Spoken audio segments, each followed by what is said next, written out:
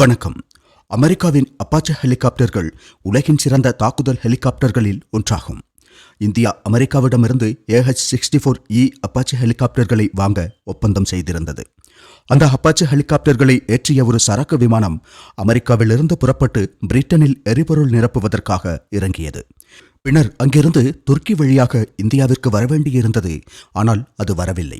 தகவல்களின்படி துருக்கி அந்த விமானத்திற்கு பயண அனுமதியை மறுத்துவிட்டது என்பதுதான் அதற்கான காரணமாகும். அதனால் விமானம் மீண்டும் அமெரிக்காவிற்கு திரும்பியது என்று அறிக்கைகள் தெரிவிக்கின்றன. 2020ஆம் ஆண்டில் இந்தியா 6 அப்பாச்சே ஹெலிகாப்டர்களுக்காக அமெரிக்காவுடன் ஒப்பந்தத்தில் கையெழுத்திட்டது. அதில் முதல் தொகுதி மே மற்றும் ஜூன் மாதங்களில் இந்தியாவிற்கு வந்து சேரவிருந்தது. எனினும் விநியோக சங்கிலியில் ஏற்பட்ட பல சிக்கல்களை குறிப்பிட்டு அமெரிக்க நிறுவனம் அந்த ஹெலிகாப்டர்கள் வழங்குவதை தாமதப்படுத்தியது. பின்னர் 2025 ஜூலையில் முதல் தொகுதி இந்தியாவுக்கு வந்து சேர்ந்தது. அக்டோபர் 30ஆம் தேதி ஜெர்மனியில் உள்ள லீப்சிக்கில் உள்ள இயக்க தளத்தில் இருந்து 3 அப்பாச்சே ஹெலிகாப்டர்களை ஏற்றிய AN 124 சரக்கு விமானம் அமெரிக்காவிற்கு புறப்பட்டது. அரிசோனாவில் உள்ள மெசா கேட்வே விமான நிலையத்தில் விமானம் வந்திறங்கியது. பின்னர் நவம்பர் 1ஆம் தேதி இந்தியாவை நோக்கி புறப்பட்டது. அறியப்படாத காரணங்களால் பயணம் பாதியில் நிறுத்தப்பட்டு இங்கிலாந்தின் ஈஸ்ட் மிட்லாண்ட்ஸ் விமான நிலையத்தில் தரையிறங்கியது. 8 நாட்கள் வரை அந்த சரக்கு விமானம் அந்த விமான நிலையத்திலேயே இருந்துள்ளது. அதன் பிறகு நவம்பர் 8ஆம் தேதி விமானம் அமெரிக்காவின் மெசா கேட்வே விமான நிலையத்திற்கே மீண்டும் திரும்பியுள்ளது. அமெரிக்காவிற்கு வந்து சேர்ந்த உடனேயே அப்பாச்சே ஹெலிகாப்டர்கள் சரக்கு விமானத்தில் இருந்து இறக்கப்பட்டு F-250 லாரிகளை பயன்படுத்தி மாற்றப்பட்டுள்ளன. சரக்கு நகர்வில் ஏற்பட்ட பிரச்சனைகள்தான் பயணத்தை தடைப்படுத்தியதற்கான காரணம் என்று அறிக்கைகள் தெரிவிக்கின்றன என்றாலும் அது என்ன என்பதை தெளிவாக கூறவில்லை. இருப்பினும் இந்திய இராணுவத்திற்கான ஹெலிகாப்டர்களை ஏற்றிய கார்கோ விமானத்திற்கு துருக்கி வானெல்லையை திறக்க மறுத்ததே விமானம் திரும்ப காரணம் என்று யூரேசியன் டைம்ஸின் அறிக்கையில் கூறப்பட்டுள்ளது. ஆபரேஷன் சிந்தூர் நடந்த நேரத்தில் இந்தியாவிற்கும் துருக்கிக்கும் இடையிலான உறவு கணிசமாக மோசமடைந்துள்ளது.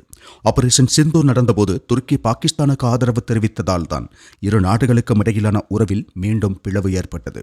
அந்த நேரத்தில் துருக்கி பாகிஸ்தானுக்கு உதவுவதற்கு முன்வந்தது குறிப்பிடத்தக்கதாகும். அமெரிக்க ராணுவம் நீண்ட காலமாக பயன்படுத்தி வரும் அப்பாச்சே ஹெலிகாப்டர்கள் உலகின் சிறந்த தாக்குதல் ஹெலிகாப்டர்களில் ஒன்றாக அறியப்படுகிறது. பைலட் மற்றும் கன்னர் உள்ளிட்ட இருவர் பயணம் செய்யக்கூடிய ஒரு ஹெலிகாப்டராகும் அது. அவ்வளவு மேம்பட்ட ஒரு ஹெலிகாப்டர் இந்தியாவிற்கு கிடைக்காமல் இருக்க நிச்சயம் பாகிஸ்தான் விரும்பும். பாகிஸ்தானின் நண்பன் அல்லது அவர்களே சொல்லும் சகோதர நாடான துருக்கியும் அதை விரும்பியுள்ளது. அதன் ஒரு பகுதியாகத்தான் அந்த நடவடிக்கைகள் என்றும் சுட்டிக்காட்டப்படுகிறது. சுமார் 17.73 மீட்டர் நீளமும் 3.87 மீட்டர் உயரமும் 1433 கிலோகிராம் எடையை சுமக்கும் திறனுடையதுமான இந்த ஹெலிகாப்டர் மணிக்கு 293 கிலோமீட்டர் வேகத்தில் பயணிக்கக்கூடியதாகும். உலகின் சிறந்த தாக்குதல் ஹெலிகாப்டர்களில் ஒன்றான இதில் M230 செயின்கன் போன்ற ஆயுதங்கள், AGM-114 ஹெல்ஃபயர் டாங்கு எதிர்ப்பு ஏவுகணைகள் மற்றும் ஹைட்ரா 70 CRV-7 ராக்கெட்டுகள் போன்றவை பொருத்த முடியும். இவை இந்திய இராணுவத்தில் இடம்பெற்றால் இந்திய இராணுவம் மேலும் வலுப்பெறும். அதாவது நமது இராணுவ திறன் மேலும் அதிகரிக்கும். அதனால்தான் இந்தியாவுக்கு அந்த ஹெலிகாப்டர்களை வழங்குவதில் இத்தகைய தடைகள் ஏற்படுகின்றன. துருக்கியை பொறுத்தவரை நாம் இனிமேலும் அந்த நாட்டை ஒரு சாதாரண நாடாக பார்க்கும் போக்கில் அர்த்தமில்லை என்றுதான் தோன்றுகிறது. இந்திய அரசாங்கத்தை பொறுத்தவரை ராஜதந்திர மட்டத்தில் ஒவ்வொரு விஷயத்திலும் செயல்படுவதற்கு ஒவ்வொரு வழிமுறைகள் இருக்கக்கூடும்.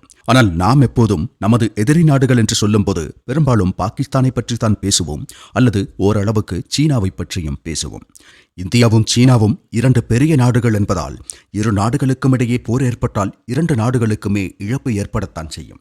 எனவே எதிர்ப்பும் கருத்து வேறுபாடுகளும் எல்லாம் இருந்தாலும் வாய்ப்பு கிடைக்கும் போதெல்லாம் இந்தியாவிற்கு தொல்லை கொடுக்க சீனா முயற்சித்தாலும் இந்திய சீன போர் நிகழ்வதற்கான வாய்ப்பு மிகவும் குறைவுதான்.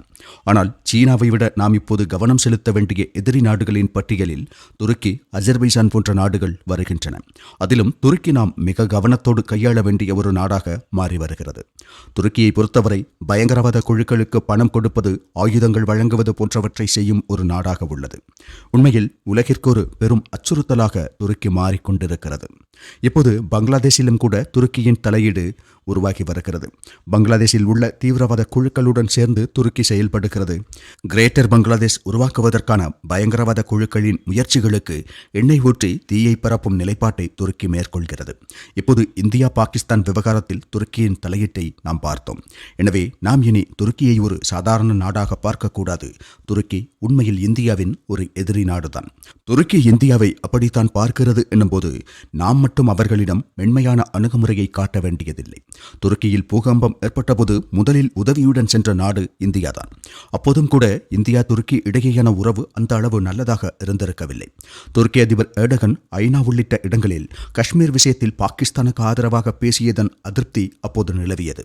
ஆனாலும் துருக்கிக்கு ஒரு ஆபத்து வந்தபோது மனிதாபிமானத்திற்கு முன்னுரிமை அளித்து மருத்துவ குழுக்கள், அத்தியாவசிய பொருட்கள், நிபுணர்களின் உதவி, டாக்டர்கள், நர்சுகள், நிறைய சுகாதார பணியாளர்கள் போன்றோர் துருக்கிக்கு சென்று அவர்களுக்கு தேவையான உதவியை செய்ததை நாம் பார்த்தோம். ஆனால் அதற்கு பிறகும் துருக்கி மீண்டும் இந்தியாவிற்கு எதிராகத்தான் செயல்படுகிறது. துருக்கி நன்றி காண்பிக்க வேண்டும் என்று சொல்லவில்லை, ஆனால் தேவையில்லாமல் தொந்தரவு செய்யாமல் இருந்தால் போதும். நம்மை எதிரியின் நிலையில் துருக்கி பார்ப்பதற்கு ஒரே ஒரு காரணம்தான் உள்ளது. அது இந்தியா பாகிஸ்தானுக்கு இடையேயான பிரச்சனைதான். இந்தியா பாகிஸ்தான் பிரச்சனையில் துருக்கி இந்த அளவு பாகிஸ்தானுக்கு ஆதரவாக தலையிடுவதற்கு ஒரே காரணம்தான் உள்ளது. அது மதம்தான். பாகிஸ்தான் 99% மேலாக இஸ்லாம் மதத்தை பின்பற்றுபவர்கள் மட்டுமே உள்ள ஒரு நாடாகும். எனவே துருக்கி பாகிஸ்தானை கண்மூடித்தனமாக ஆதரிக்காது. துருக்கி முற்றிலும் ஒரு சமூக விரோத சக்தியாக மாறிக்கொண்டிருக்கிறது. எதிர்காலத்தில் அந்நாடு உலகிற்கே ஒரு பெரிய அச்சுறுத்தலாக மாறும். அதனால் துருக்கியை நாம் பாகிஸ்தானை விட மிக அதிகமாக கவனிக்க வேண்டும். காரணம், துருக்கிக்கு சில அனுகூலங்கள் உள்ளன. ஒன்று, துருக்கி நேட்டோவின் ஒரு உறுப்பு நாடாக உள்ளது. அதனால் பாகிஸ்தானுக்கு கிடைக்காத நிறைய தொழில்நுட்பங்கள் நேட்டோ நாடுகளில் இருந்து துருக்கிக்கு கிடைத்துள்ளன. நேட்டோ நாடுகள் ஒத்துழைக்க முடியும், கூட்டாக ஆயுதங்களை உருவாக்க முடியும், நேட்டோ உறுப்பு நாடுகளின் ஆயுதங்களை பயன்படுத்த முடியும். நேட்டோ நாடுகளிடையே பல வகையான இரகசிய தகவல்கள் உள்ளிட்டவற்றை பகிர்ந்து கொள்வதுண்டு. அவ்வாறு துருக்கி ஒரு நேட்டோ உறுப்பினர் என்ற அனுகூலத்தை அதிகமாக பயன்படுத்தியுள்ளது. அதனால் தொழில்நுட்ப ரீதியாக துருக்கி பாகிஸ்தானை விட முன்னிலையில் உள்ளது. பாகிஸ்தான் என்பது நிச்சயமாக சீனா மற்றும் அமெரிக்காவை சார்ந்தே நிற்கும் ஒரு நாடுதான்.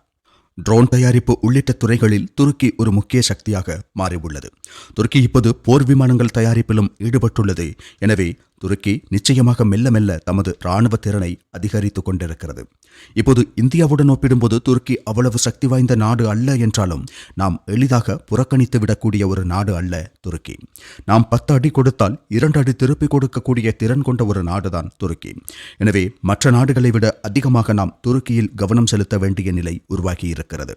கண் துடைப்பிற்காக துருக்கி நடுநிலையான நாடுதான், அது மதச்சார்பான நாடு அல்ல என்றெல்லாம் சொல்வதில் அர்த்தமில்லை. உண்மை என்னவென்றால் துருக்கி ஒரு மதச்சார்பு நாடாக மாறிவிட்டது, ஒரு சமூகவாத சக்தியாக மாறிவிட்டது. ஆட்டோமன் காலத்தில் அவர்களுக்கு இஸ்லாமிய உலகில் ஒரு முக்கியத்துவம் இருந்தது. அந்த முக்கியத்துவத்தை மீண்டும் நிலைநாட்டுவதற்காகத்தான் துருக்கியின் ஏர்டகன் உள்ளிட்ட தற்போதைய அரசாங்கம் முயற்சிக்கிறது. எனவே நாம் எவ்வளவு நினைத்தாலும் அது சாதாரணமாக மாறக்கூடியதல்ல. இந்தியாவின் முதன்மையான எதிரிகளின் பட்டியலில் துருக்கி வருகிறது என்பதுதான் இப்போதைய உண்மை நிலவரமாகும். அப்பாச்சி ஹெலிகாப்டர்களை கொண்டுவர அனுமதி மறுக்கப்பட்டது என்பதன் பின்னணியில் மட்டுமல்ல, கடந்த சில ஆண்டுகளாக துருக்கி சில மோசமான நிலைப்பாடுகளை எடுத்துள்ளது. காஷ்மீர் விவகாரமாக இருந்தாலும் சரி, இந்தியா பாகிஸ்தான் விவகாரமாக இருந்தாலும் சரி, துருக்கியின் அந்த நிலைப்பாடுகள் நமக்கு தெளிவான ஒரு புரிதலை தருகின்றன. எனவே அவர்கள் நம்முடன் இல்லை என்பது மட்டுமல்ல, நமக்கு எதிராகவும் நமது எதிரிகள் உடனும் இருக்கிறார்கள் என்பதை நாம் புரிந்து கொள்ள வேண்டும். எனவே நிச்சயமாக இப்போது இந்தியாவின் இயல்பான எதிரியாக துருக்கி மாறியுள்ளது என்பதே உண்மையாகும்.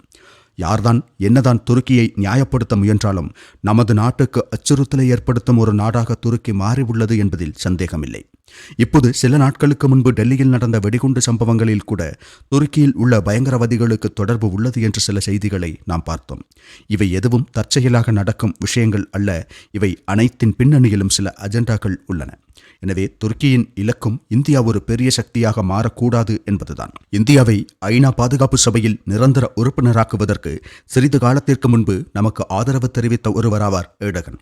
அதே ஏர்டகனின் துருக்கிதான் இனி நிரந்தர உறுப்பினர்கள் எதுவும் தேவையில்லை, இப்போது உள்ளது போலவே இருந்தால் போதும் என்று கூறும் பாகிஸ்தானின் நிலைப்பாடுகளுக்கும் ஆதரவு தெரிவிக்கிறது. எனவே துருக்கியை நாம் இனி நம்பக்கூடாது என்பது மட்டுமல்ல, நமது எதிரிகளின் பட்டியலில் முதல் குழுவில் சேர்க்கக்கூடிய ஒரு நாடாக துருக்கி மாறியிருக்கிறது என்பதுதான் உண்மையாகும். உங்கள் கருத்துக்களை தெரியப்படுத்துங்கள்.